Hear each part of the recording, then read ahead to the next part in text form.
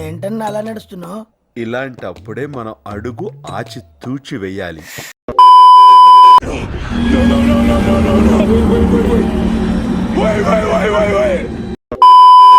ఈ సినిమా చూసిన తర్వాత మీరైతే కెరియర్ మీద ఫోకస్ చేసేస్తారనమాట. ఎందుకంటే ఈ సినిమా చూసిన తర్వాత బయటకు నడవాలన్నా కూడా భయమేస్తూ ఉంటుంది. ఎందుకంటే ఏ క్షణంలో ఏం జరుగుతుంది అనేది మనకు కూడా తెలియదు. అంత దారుణంగా ఈ సినిమా తీసాడనమాట. మూవీ సంగతి వస్తే మూవీ వచ్చేసి బాగుంది.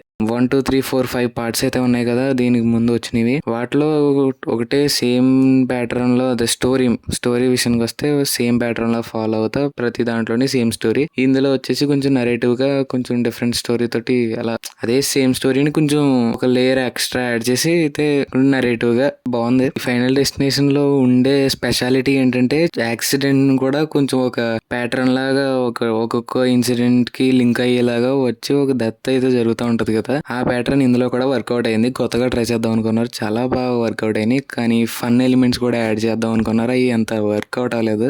అంటే రిమైనింగ్ పార్ట్స్తో కంపేర్ చేస్తూ వస్తే ఇది కూడా సేమ్ అలా వాటిలోనే ఉంది.